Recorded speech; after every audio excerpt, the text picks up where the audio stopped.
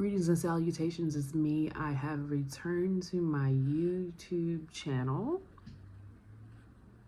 Not as long this time, but I am coming back to do what I promised to do, to talk about the Lion Women of Tehran. If I look down, which I just did, it's because I have notes. This is a historical fiction book. If more historical fiction was like this, more of a storytelling, historical recap, I feel like I'm overusing that word, but if it was more like this and less like romance and love stories, I feel like most historical fiction ends up being like romance and shit. If more of it were like this book, I would read so much more historical fiction. I really would. This book was so moving to me, especially in the fact that, so it's about women's oppression in Tehran or Iran. It was particularly moving to me because this is still happening. Like, you can Google, you know, the stripped rights of women in Iran and Tehran. Like, this is very much a true story, but fiction. But like I say, it's very much a true story because this could be anyone's current reality that they're living or lived, right? So it follows two characters, Ellie and Alma. Ellie and Alma grow up together young. They're besties, they're attached at the hip. And then they part ways in a sense that Ellie's mom wants different things from Alma's mom. So Ellie's mom marries this rich man, they move up in society, and she encourages Ellie to live the same lifestyle. But when that move happened, Ellie also changed and she stopped seeing Alma. So she became more like her mother. Like, the things that she focused on were money, monetary advantages, getting married. She's got a crush on this guy. She's hoping they get married. Spoiler alert, they do. There are gonna be plenty of spoilers in this video, girl. This is a discussion.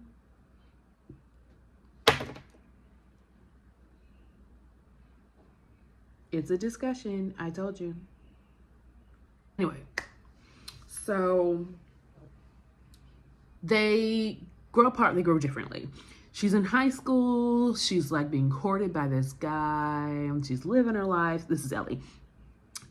She is the character that you follow the most through the book. I want to say there are some points of view from Alma. I could be misquoting that, but Ellie, I feel like, is a person that you mainly follow throughout the story. There might have been a few perspectives from Alma. Yes, there were, actually. Yes, there were. You follow both of them, but the main one I feel like is Ellie. Anyway, glad we got that out of the way. She is like into this guy, and then, you know, her girl world, high school. Oh, I want to read and I want to go to college for this and I want to do this and I want to do that. But in reality, I want to get married to this guy. All her friends are being courted in high school, and they've like got their lives mapped out or whatever, based off that. And then boom, Alma shows up at the school. She gets a scholarship. And Alma, she comes back and she kind of rocks her world because Alma is not interested in getting married, and she's not interested in building house and playing house. Like, those are things that she's not vibing with. She's fighting for rights, doing things for the rebellion. Like, she's in the streets, honey. She's doing the work. She is doing the work. And Ellie is kind of helping her, like, oh yeah, I'll help because you're my friend and I'm around you, blah, blah, blah, blah, but not really. But I also want you to get married and like the things that I like. So she introduces Alma to one of her guy's friends. This is relevant, trust me. And they kind of court, but not really. But then boom, guess what? Alma's doing all this ridiculousness, not really ridiculousness, but she's doing all this stuff. She gets arrested. She stays in there for a significant amount of time. She is, trigger warning, she is raped in prison. She's raped in prison. She comes out pregnant. The man that was courting her still loves her and wants to stay with her, which was, I don't want to use the word admirable, but for them at the time, it was admirable. I'll say that. Which is interesting. I thought that was a plot twist in my mind because for a while I was following the story, I thought that Oma was in love with Ellie, but doesn't pan out that way. We kind of stopped following Oma for a while, and then we go back to Ellie, and Ellie is like heartbroken because she's the person who kind of is responsible for putting Oma in jail because she was talking to some official person who listened to everything she said, shocker, and put Oma in jail. But she's apologetic. She's at Oma's house. She's crying. She meets the baby. She sees how she's living. Oma doesn't like that she's pitying her. She kicks her out. She never wants to see her again.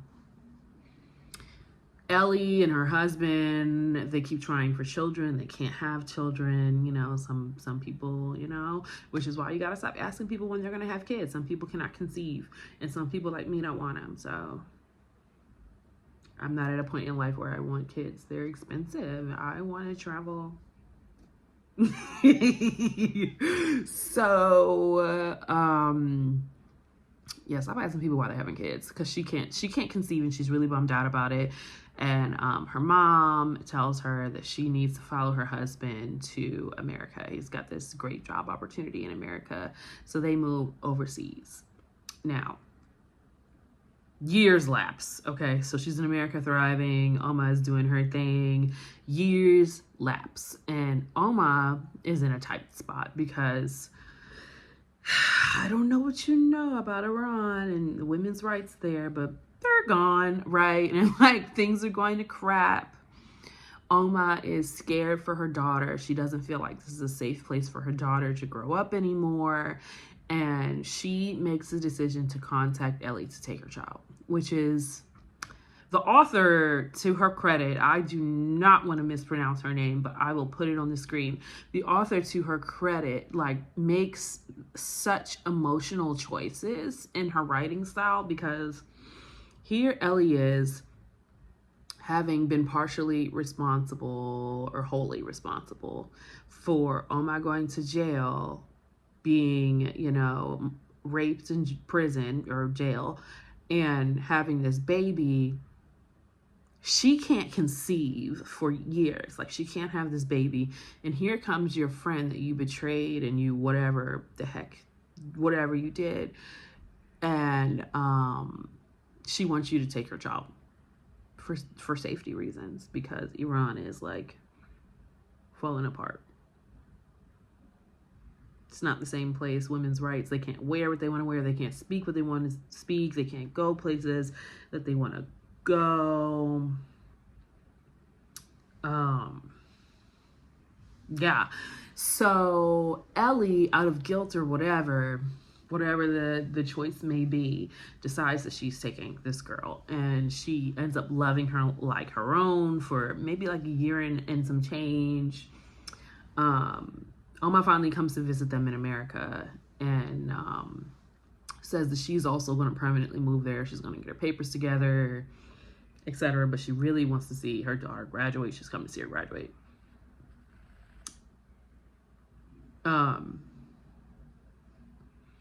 They make up in a way, and then Oma goes back to Iran, but then they put a travel ban on her because she's still, you know, over there fighting the good fight, and she remains trapped and stuck in Iran for the rest of her life. Like, they follow their lives throughout the book. She dies in Iran, never seeing her daughter again, who she gave to Ellie for safekeeping in America. And like at the end of the book, they have this moment where she sees her on TV still out protesting and trying to, you know, make a way. And I really found this book to be so deep for so many reasons. A, because this could easily be someone's story. Like, this is happening over there now, honey. Like, it's happening over there now. And I found it so beautiful that when the chips were down, like, whatever may have you, when the shit hit the fan, Oma knew Ellie is my friend to her core. she will take care of my daughter. I haven't talked to her in years. I know that I can pick up this phone and rely on my friend. And that hit me deep. That really hit me deep. Because that's beautiful. I found that so beautiful. She was like, no matter what time has passed, whatever. And Ellie too immediately was like, yeah, we live in this 2-bedroom apartment, but please send your daughter. We'll make a way. We'll find a way. We'll figure it out. And they did.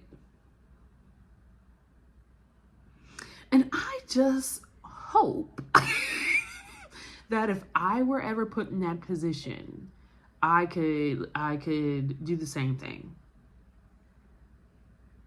Oh, you need me? We ride at dawn. Like, I know that I am that person in my soul, but the problem with me is, as a Virgo, there's going to be a moment somewhere in this where I have an I told you so, if it's applicable. And I hope that doesn't turn my friends away in the moment, because I will still ride for you at dawn. But there will be an I told you so moment. I mean, in this story, there was no I told you so moment. It really was, hey, it's horrible there. Get the F out. Anyway, 10, 10, 10s across the board. You gotta get this book. It really, so it does have some trigger warnings in there for sexual assault, trauma, women's oppression, all the above. So it does have some trigger warnings in there, but such a beautiful historical fiction. Like I said, if all historical fiction was like this, I would read way more historical fiction. Way more. So 10s across the board. I got this off Libby. It was a hefty wait. I wish I could remember how long, but it was a hefty wait on Libby. But if you are interested in reading it, like if you haven't already read it, you could totally use an Audible credit and not regret it. Yeah, so that was The Lion Women of Tehran. I know I mentioned in my last book that I was going to review it, so I definitely wanted to come up on and have a discussion. This isn't a review, it's a discussion. Yeah. That's what I have to say about that. So I did finish that so we're transitioning now to other things. I did finish that ACOTAR book. You all were, the second one. You all were right. The second one was definitely better. I also finished the Quicksilver book I was talking crap about, and I know what you all like about it. The smut. Top tier smut. I read Taraji P. Henson's book in May. Excellent. I'm about to finish now, and I will. Look at me setting myself up. I will make a video on it. I am like 80% through Tina Knowles' Matriarch. We'll discuss. We will discuss. Anyway, this video is sponsored by me. I would like to thank me for believing in me. And I would like to thank me for all the hard work that I do. So thanks to all of you who checked out my nails that I make. I was ready this video. They're right here. I can show you what's in the shop, what's about to be in the shop, if I can get this one open. These are in the shop. These are Galaxy nails. It's like a blue and black. Those are available, medium almond. These are coming to the shop. These are a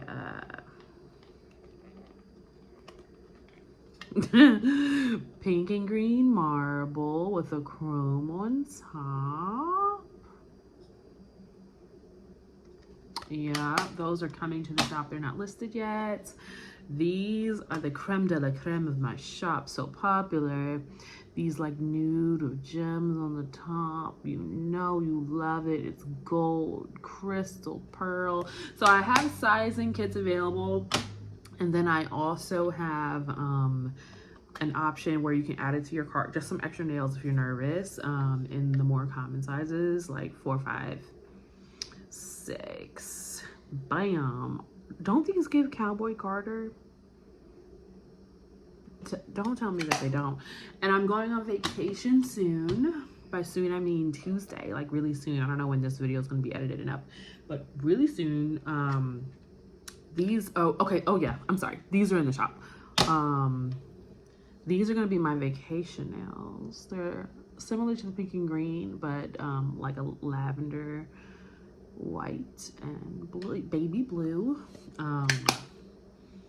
Those are my vacation nails. I'm going to Turks and Caicos. I'm staying at a place that I will review for you when I return. I'm gonna edit that out. But yeah, that's what's happening. Yeah, I finished a lot of books in May, 9 total. So I'll flash that thing on the screen so you can see which ones. Thank you for watching. This is a very long video right now. It's 17 minutes. So I'm gonna have to go through and chop and screw it.